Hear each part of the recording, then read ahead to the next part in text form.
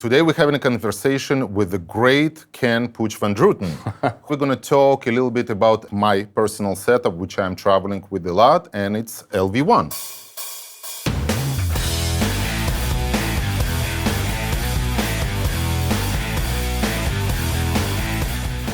Let's talk about what we're doing, what we're talking about here. This is one of your bands that you work with, right? First of all, yes, we're gonna hear today from a great band called eMo. They're super groovy, super cool girls. So let's hit play on our tracks live, and we'll start from there.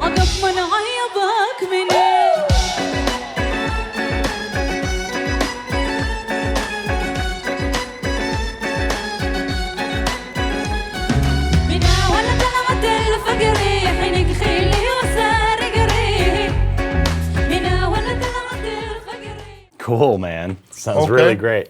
Thank you. So let's talk a little bit about your setup here. How many inputs do you have coming from the stage? Actually, because it's a small club show, we had it back to the basics, so we had 24 inputs of the band. We're talking about standard drum set, 18 inputs for the drum set, computer playing some backing tracks, but not a lot. Band is playing mostly live. Cool. We had a bass guitar, we had a stereo keyboard, a guitar, a violin which played on the 2-3 songs, guitarist sings a bit, and the 3 ladies, our sisters, who are the front of the band. So to have a control over what's going on, I basically assign the things to my DCA layer, where basically the left side is populated with the AWA stuff. So do you spend most of your time in DCA land Yes. when you're mixing? Yeah. Yeah, during the So do show. I. That's what I do. During the show, Yeah, that's yeah. because I find it the most convenient way of shaping the picture. Yes. Okay, if something goes wrong, the first thing you can take the DCA, and then you can actually get into the nitty-gritty of this and adjust and stuff. So basically, if I'm at drums and he hits the floor time and it's somewhat insane on drums going on, so I'm just hitting this, and spill function, using a spill function, basically shows me all of the inputs which are assigned to this particular DCA, which I can play with whatever input I want.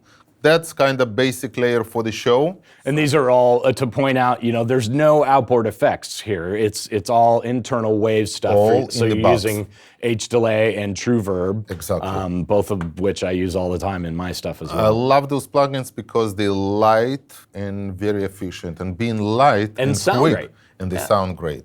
So let's point out just real quick about the eMo-series. Yes. People may not know this. It was specifically designed for the LV1 to Absolutely. be low latency, low CPU usage, and sound great. And so the eMo-series is kind of the backbone of LV1 as far as EQ and dynamics. In fact, if you pull up a standard session for your starting point, I think that there are Yes, 3 actually of the 3 eMo. plugins. Yeah. 3 plugins are located on each and every channel, which Right. starts with the basic filter eMo F2, then it's eMo Q4 for parametric equalizer with the 4 bands, and the last one, this is eMo D5, Yes. which is 5 dynamic processors within one interface. We have a gate, compressor, we have leveler, de-esser, limiter, and output section, which allows you to do a parallel processing.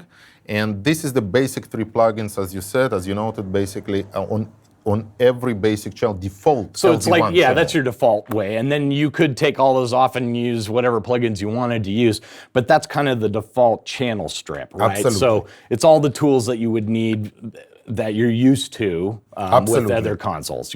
High pass filtering, EQ, and a dynamic section. Absolutely. is the main part of the meat of the console.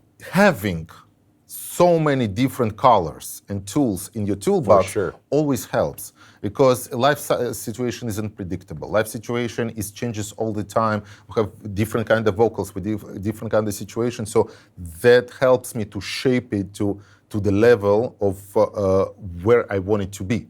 So I'm just gonna go a little bit about over some channels, what I'm using and how I'm using it, starting with the kick drum.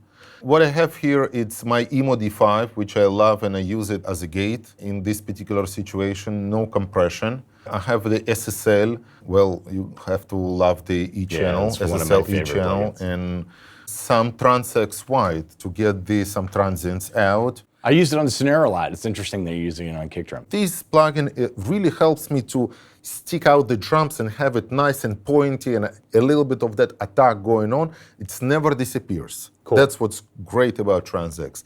And controlling some low end. As you see, it's very tiny bit of 50 hertz, but again, this plugin will change depending on the venue.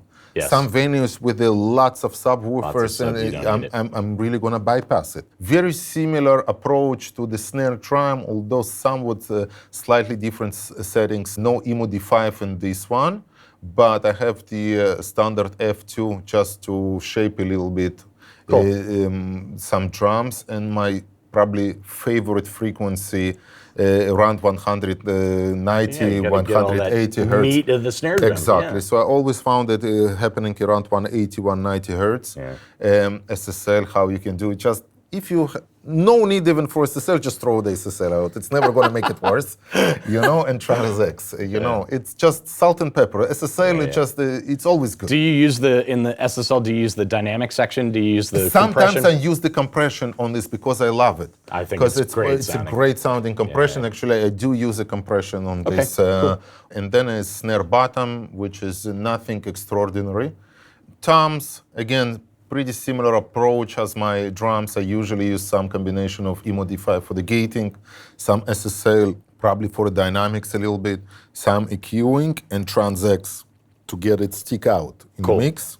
Same approach to the floor drum, but in addition to the floor drum, I'm usually adding some R-bass, again, depending on the venue, but in many cases, I'm finding that there's not enough low-end impact on the floor tom, because you want it, when it hits, you want it to be somewhat massive, if possible. Not too massive, of course, but you want to feel it.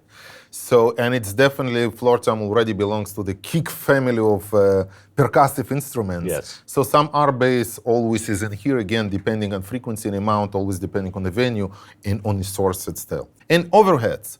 And here's my thing with the overheads. Again, this is a great plus that we can use the studio tricks for our stuff. So that's usual, a little bit low cut, filtering, a little bit of the top EQing. Just again, as you see, nothing is ridiculous at 2 to 3 dBs. And of course, one of my favorite overheads plugins, Tweak Child.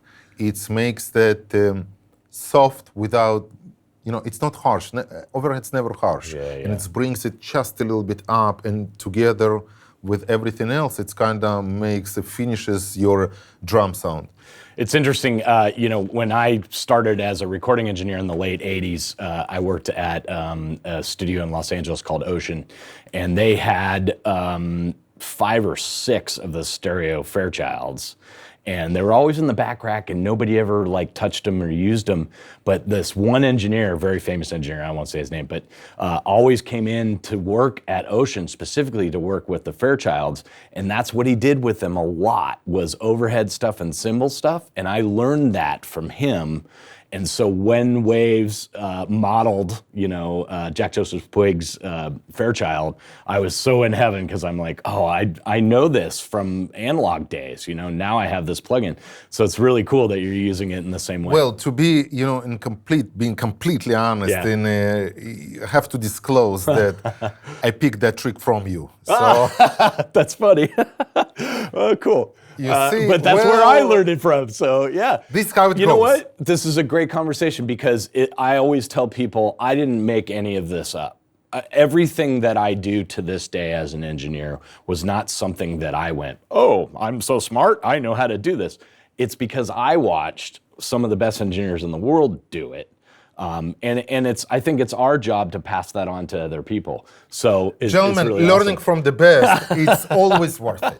Always do that. Yeah. So that's awesome. But anyway, let me play just drums a little bit by itself, so we have an idea a little bit what's the final drum sound we came up with. And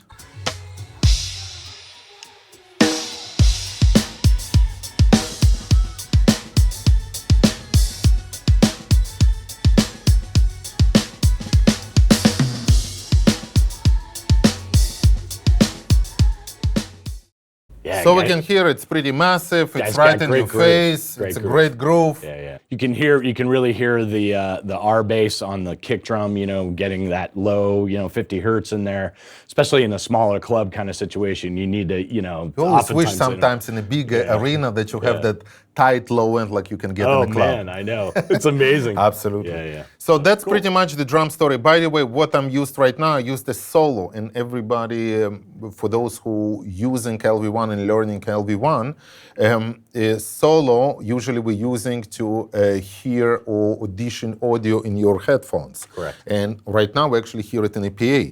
That's a trick which LV1 allows you in our monitor section, which you can say operation, a Q operation can be set to Q or solo.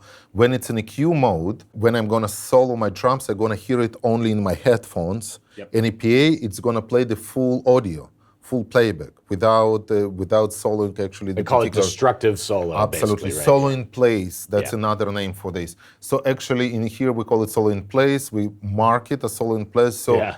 guys, It should be a big guys, red please, button. Yeah, be careful. Be careful. So when you have actually in your showtime, during your showtime, please switch on a Q. So you actually, when you solo your things, it's cued in your headphones only, and you're not muting everything else in the PA. So, but The old Midas XL4 had the red button with Yes. like a missile flip button on it. You know, that's solo in place, that's what that absolutely. means. So that's what it is. But today, for our demo purposes, we use the solo in place function. So we actually, during sound check, it's actually very helpful. It is very much, yeah. Just make sure you take it out of that function when you're doing your show. Yes. So it's a job safety. It is, yes.